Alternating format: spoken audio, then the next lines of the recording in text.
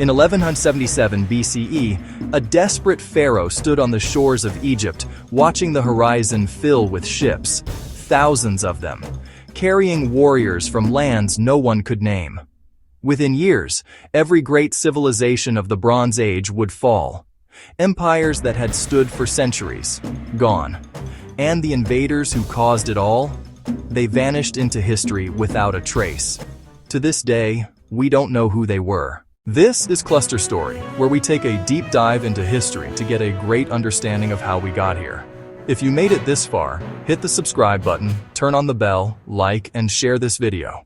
To understand what the Sea Peoples destroyed, you first need to understand what they encountered. And what they encountered was nothing short of magnificent. The year is 1250 BCE. The Bronze Age Mediterranean is a world of unimaginable wealth and sophistication. Great powers dominate the landscape: the Egyptian New Kingdom, the Hittite Empire, Mycenaean Greece, the Kassite dynasty of Babylon, and the merchant cities of Ugarit and Cyprus. These weren't isolated kingdoms. They were interconnected by trade routes that spanned thousands of miles. Bronze was the technology that made it all possible. This alloy of copper and tin was stronger than anything that came before. It forged weapons, tools, and the foundations of empire. But here's the thing about bronze. Tin was incredibly rare. You couldn't just find it anywhere. Kingdoms had to trade across vast distances to get it. And that trade created the first truly global economy. Imagine caravans loaded with lapis lazuli from Afghanistan, crossing deserts to reach Egypt. Ships carrying cedar from Lebanon to the shores of Greece. Gold flowing from Nubia, silver from Anatolia, ivory, spices, textiles, all moving along routes that had existed for generations. The great kings called each other brother. They exchanged gifts, daughters, and diplomatic letters. We know this because archaeologists discovered the Amarna letters, clay tablets containing royal correspondence that reveal a sophisticated international system. Pharaohs negotiated with Hittite emperors. Babylonian kings sent requests to Egyptian courts. It was a Bronze Age United Nations.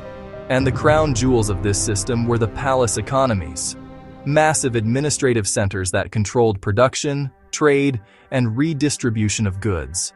The Palace of Knossos on Crete, the citadel of Mycenaean Greece, the great temples of Egypt. These weren't just buildings. They were the beating hearts of civilization itself.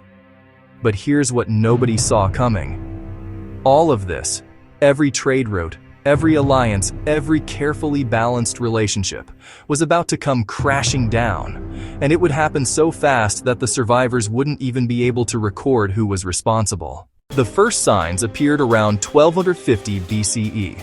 Something was moving at the edges of the Mediterranean world. Something dangerous. Egyptian records mention foreign ships appearing along the coast. Unusual raids on trading vessels, refugees arriving from distant lands with stories of warfare and displacement. At first, these seemed like isolated incidents. Piracy had always existed. Migrations were nothing new. But something about these movements was different. In the Hittite capital of Hattusa, diplomats were growing concerned. Letters to vassal states demanded information about troop movements. There were reports of cities being attacked in Anatolia. The Hittite king wrote to allies asking for military assistance. The tone of these letters is urgent, almost desperate. Then came the first major assault. Around 1207 BCE, a massive confederation attacked Egypt from the west. The Libyan king had allied himself with groups the Egyptians had never encountered before. Pharaoh Merneptah met them in battle and won, barely. On his victory stele, he listed the enemies he had defeated. Among them were names that would echo through history: the Sherdun, the Shekelesh, the Luka, the Tersha, and the Ekwesh. Who were these people? The Egyptians didn't know. They simply called them the peoples of the sea. Think about that for a moment. Egypt was the most powerful intelligence-gathering civilization of the ancient world. They had been trading across the Mediterranean for over 1,000 years. They knew every kingdom, every port, every people in their world. And yet these attackers came from somewhere outside their knowledge. Some scholars believe the names correspond to known peoples: The Shurden might be Sardinians, the Shekelesh could be Sicilians, the Ekwesh might be the Achaeans of Greece. But these are guesses. The truth is, we're still not certain where these warriors came from. What we do know is this. After Merneptah's victory, there was a brief pause. Egypt had survived. The Sea Peoples had been driven back. But this was only the first wave. The real catastrophe was still to come. What happened next occurred so quickly that ancient historians could barely comprehend it.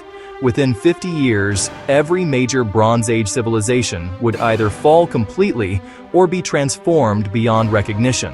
It started in the north. The Mycenaean civilization of Greece, builders of the legendary cities of Mycenae, Tiryns, and Pylos, began to crumble. Archaeological evidence shows that their great palaces were destroyed and burned around 1200 BCE. The Linear B script, their writing system, simply stops appearing. Population centers were abandoned. Trade networks collapsed. Then the destruction moved east. The Hittite Empire, which had stood for over 400 years, disappeared almost overnight. Their capital, Hattusa, was burned to the ground. The great archive of clay tablets was left in the ruins, preserved only because the fire baked them hard. The last Hittite king wrote desperate letters pleading for grain shipments. Then silence. The empire was gone. Along the Levantine coast, city after city fell. Ugarit, one of the wealthiest trading ports in the ancient world, was destroyed so suddenly that a letter was found still in the kiln. A plea for help against invaders who were attacking by sea. The writer promised to send a reply soon. That reply never came. Ugarit was never rebuilt. The coastal cities of Canaan were devastated. Archaeological layers show clear evidence of destruction and fire. Populations fled inland. Maritime trade stopped almost completely. And then they came for Egypt again. In 1177 BCE, Pharaoh Ramesses III faced an existential threat. A vast confederation of sea peoples was moving down the Levantine coast, destroying everything in their path. This wasn't just a raiding party. The attackers brought their families with them, women and children traveling in ox carts alongside the warriors. This was a migration. They were looking for a new home, and they intended to take Egypt. Ramesses describes the terror in his inscriptions at Medinet Habu. No land could stand before their arms, he wrote. They set up a camp in one place in Amuru. They desolated its people, and its land was like that which has never existed. The pharaoh assembled everything Egypt had. He gathered his armies and his fleet, and in one of the most important battles in ancient history, he met the sea peoples in the Nile Delta. The walls of Medinet Habu show what happened. Egyptian archers rain arrows down on enemy ships. Naval battles rage across the water. Chariots charge into infantry. The sea peoples fight desperately, but the Egyptians are fighting for survival. Ramesses won. Egypt survived. But it was never the same. So, who were the sea peoples? After over a century of scholarship, we still don't have a definitive answer. But the theories are fascinating. Some researchers believe they were Mycenaean Greeks, displaced by civil wars or natural disasters in their homeland. The timing matches the collapse of Mycenaean civilization. The ship designs depicted in Egyptian art resemble Greek vessels, and some of the names, like Ekwesh, could derive from Achaeans, the name Homer used for the Greeks.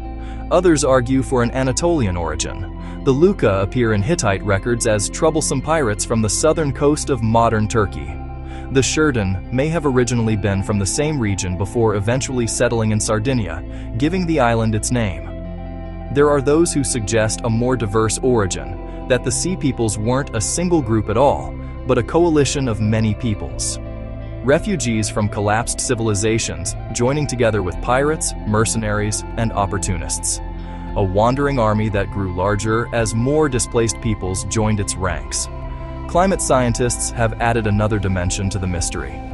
Tree ring data and pollen analysis suggest that the eastern Mediterranean experienced severe drought around 1200 BCE.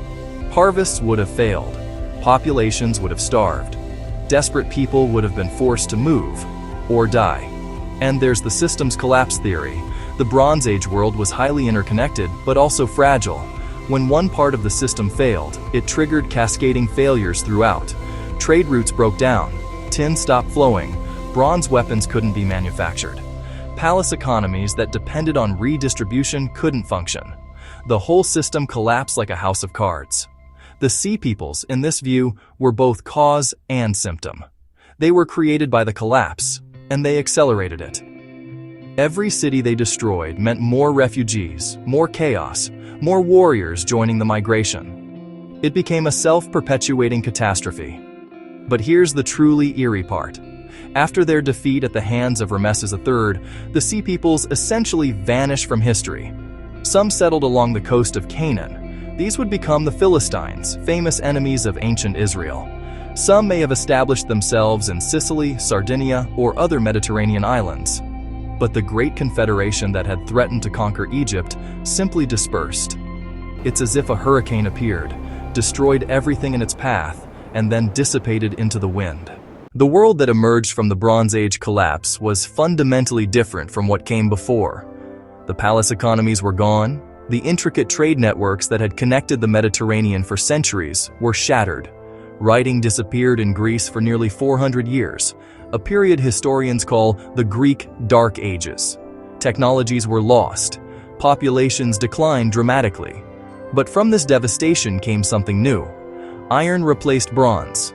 The disruption of tin trade forced societies to master a more difficult, but ultimately more abundant metal. Iron ore was everywhere. You didn't need vast trading networks to get it. This technological shift would eventually create even more advanced civilizations. The power vacuum left by fallen empires created opportunities. New peoples rose to prominence. The Phoenicians established trading colonies across the Mediterranean and gave the Greeks their alphabet. Small kingdoms in the Levant, including Israel and Judah, emerged as independent powers for the first time. Even the Philistines, those settled sea peoples, contributed to history. Their sophisticated pottery, their military techniques, their interaction with neighboring cultures, all of this shaped the development of the region. The very name Palestine comes from the word Philistine. The collapse wasn't the end of civilization. It was a painful rebirth. Like a forest fire that clears dead wood to allow new growth, the Bronze Age collapse ultimately led to the classical civilizations of Greece and Rome.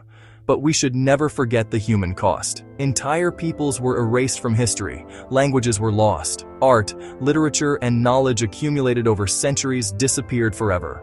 The survivors had to start over, often with nothing but scattered memories of the world that had existed before. And so we return to our central question. Who were the Sea Peoples? The honest answer is that we don't know. We may never know. The ancient world didn't leave us enough evidence. The Sea Peoples themselves left no written records. They were illiterate, or their writings haven't survived. They appear in history like ghosts, powerful enough to topple empires but insubstantial enough to vanish without a trace. What we have are fragments, Egyptian inscriptions that describe battles but not origins, archaeological destruction layers that show violence but not identity, names that tantalize us with possible connections but never confirm them. Perhaps that's what makes this mystery so compelling. The Sea Peoples represent something primal, the fear that civilization itself is fragile, that everything we build can be swept away by forces we don't understand and can't control. They remind us that history is not a straight line of progress. Sometimes things fall apart. Sometimes the center cannot hold. And when that happens, people do desperate things to survive. The Bronze Age world thought it would last forever. Its kings called each other brother. Its trade routes had existed for generations. Its palace economies seemed unshakable. And then strangers appeared on the horizon, and everything ended. The Sea Peoples changed history not just by what they destroyed, but by what rose in their wake. Our world, the world of iron and alphabets, of Greece and Rome, of the civilizations that would shape the modern age, was born in the fires they lit over 3,000 years ago. They remain a mystery, but their impact echoes still. If this story captivated you, subscribe to Cluster Story for more deep dives into the mysteries that shaped our world. Hit that notification bell so you never miss an upload, and share this video with someone who loves history. Until next time, keep questioning, keep exploring, and never stop seeking the stories that made us who we are.